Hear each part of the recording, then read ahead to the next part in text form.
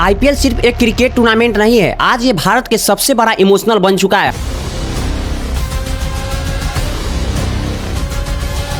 हर साल जैसे ही आईपीएल शुरू होता है पूरे देश का माहौल बदल जाता है। चाय की दुकान हो, कॉलेज का कैंपस हो या बड़ा कॉर्पोरेट ऑफिस, हर जगह सिर्फ एक ही बात चलता है, आज कौन मैच जीतेगा। लेकिन क्या आपने कभी सोचा है आईपीएल सिर्फ एक गेम है या उससे कई ज्यादा। क्योंकि अब आईपीएल सिर्फ चौके छक्कों का खेल नहीं रहा, यह एक कल्चर बन चुका है जो करोड़ों लोगों को सोच और आदतों को प्रभावित करता है, खासकर 15 से 30 साल के युवा को, जो इसे सिर्फ देखते नहीं बल्कि इमोशनली इसे जुड़ जाते हैं। हर मैच के साथ उनकी खुशी, गुस्सा और एक्साइटमेंट बदलती रहती है। लेकिन कहानी यही खत्म नहीं होती। आईपीएल के पीछे एक बहुत बड़ा बिजनेस मॉडल काम करता है। मीडिया, कंपनियां, स्पॉन्सर सब इस क्रेज का फायदा उठाते हैं। तो सवाल यह है कि क्या आईपीएल सिर्फ एंटरटेनमेंट है या फिर एक ऐसा बिजनेस मॉडल जो धीरे धीरे युवाओं को इमोशनली और फाइनेंशियली ट्रैप कर रहा है।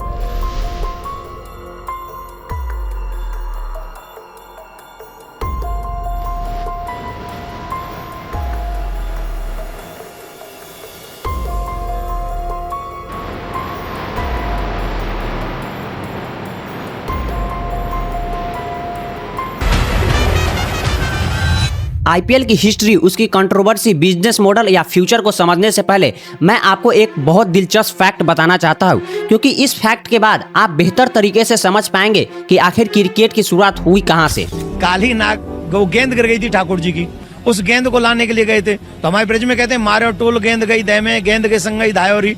ठाकुर जी ने बल्ले से शॉट मारा था, वो गेंद जमुना जी में गई थी, उस गेंद को लाने के लिए ठाकुर जी जमुना जी में गए। तो फिर अंग्रेजों का गेम कहां से होगा। This is my game my dear, this is our game.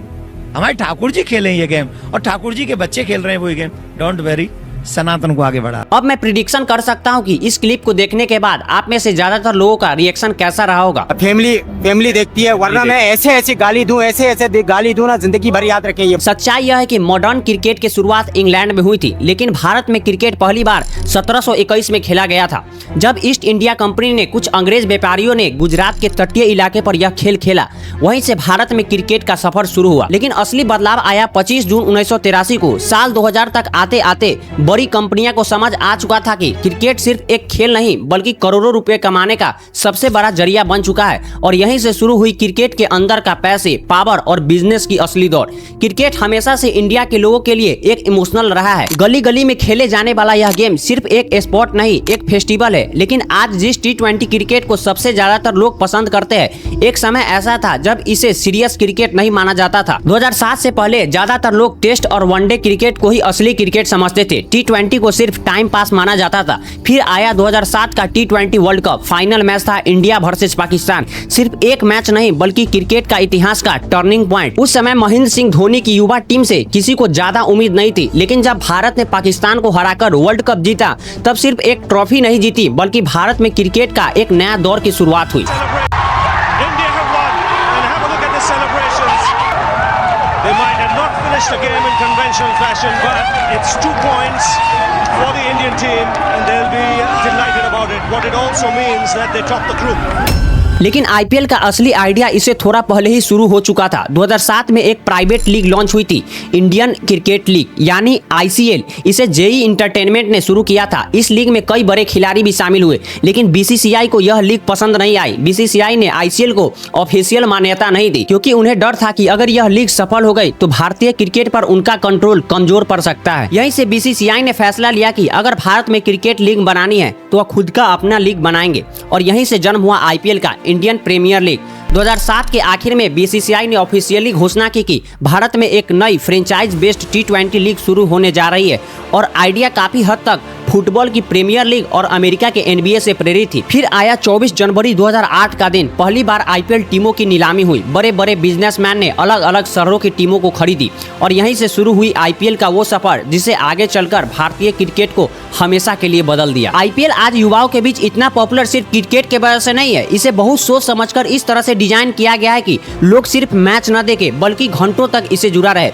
Match के साथ साथ एंटरटेनमेंट जोड़ा गया है। चीयर लीडर्स, लाउड म्यूजिक, चमकदार स्टेडियम, बॉलीवुड सेलिब्रिटीज और लगातार चलने वाले हाइप, यानी क्रिकेट को एक पूरा शो बना दिया गया है। और शायद यह भी कोई संयोग नहीं है कि आईपीएल अक्सर स्कूल और कॉलेज के एग्जाम खत्म होने के बाद ही शुरू होता है, क्योंकि जितने ज्यादा युवा देखेंगे उतना ज्यादा पैसा बनेगा। लेकिन असली कहानी यहाँ से शुरू होती है। आपने देखा हो कि आईपीएल जीतने वाले टीम को लगभग 20 करोड़ का प्राइज मनी मिलती है, लेकिन दूसरी तरफ कई टीमें सिर्फ खिलाड़ियों को खरीदने में 100-150 करोड़ खर्च कर देती है।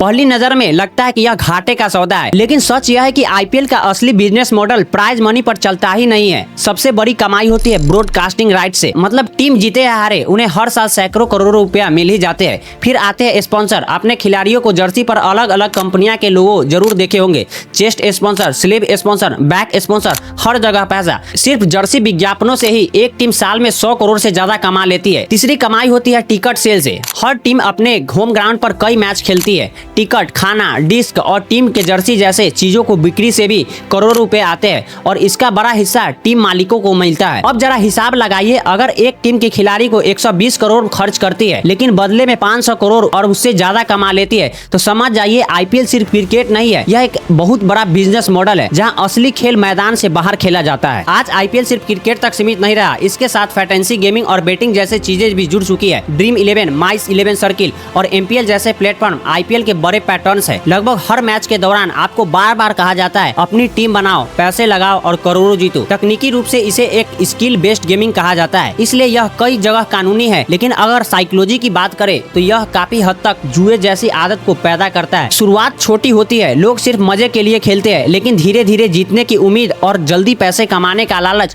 लोगों को बार बार पैसे लगाने पर मजबूर करता है। यही वजह है कि आईपीएल अब सिर्फ स्पोर्ट्स लीग नहीं है, बल्कि एक बहुत बड़ा एंटरटेनमेंट और बिजनेस सिस्टम बन चुका है। और जहां इतना पैसा और पावर हो, वहां विवाद आना लगभग तय है। आईपीएल का इतिहास सिर्फ चौको छक्कों तक सीमित नहीं है, बल्कि बड़े बड़े स्कैंडल से भी जुड़ा रहा है। सबसे बड़ा नाम आता है ललित मोदी का। जिस इंसान ने आईपीएल का पूरा ब्लूप्रिंट तैयार किया, जिसने लीग को दुनिया का सबसे बड़ा क्रिकेट लीग बनाया, उसी को बाद में बीसीसीआई ने सस्पेंड कर दिया। उन पर फाइनेंशियल इनरेगुलरिटीज, रैगिंग और बेटिंग से जुड़े बड़े आरोप लगे। विवाद इतना बढ़ गया कि उन्हें भारत छोड़कर बाहर जाना पड़ा। और सबसे दिलचस्प बात यह है कि जिस व्यक्ति ने आईपीएल बनाया, वही आज सालों बाद भी विवादों और जांचों से जुड़ा नाम में बना हुआ है। अब बात करते हैं उस हिस्से की जहां क्रिकेट सिर्फ खेल नहीं रहता, बल्कि राजनीति का हिस्सा बन जाता है। क्योंकि भारत में क्रिकेट और पॉलिटिक्स का रिश्ता बहुत पुराना है। चाहे कांग्रेस हो या बीजेपी, दोनों पार्टियों ने अलग अलग समय पर क्रिकेट की लोकप्रियता का इस्तेमाल अपने राजनीतिक फायदे के लिए किया है। सबसे पहले बात करते हैं 2010 की। उस समय आईपीएल में एक नई टीम आई थी, कोची तुस्कर केरला।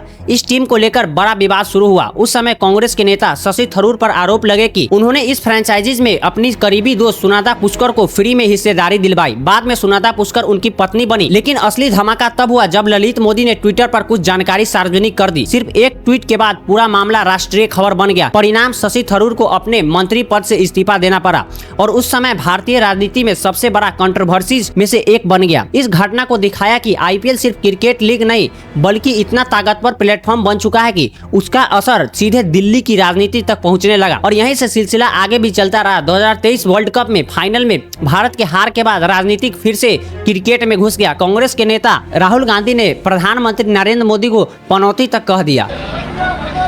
याद है? हाँ, क्या पनौती पनौती पनौती।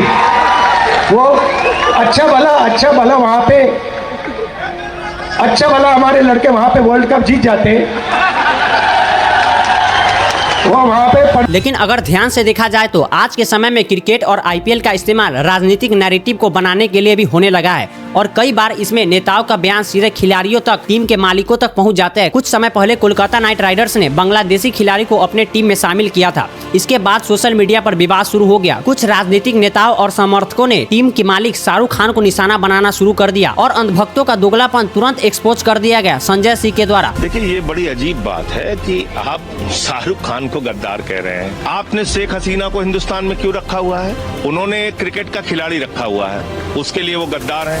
प्रधानमंत्री ने शेख हसीना को रखा हुआ है, तो प्रधानमंत्री को आप क्या कहेंगे?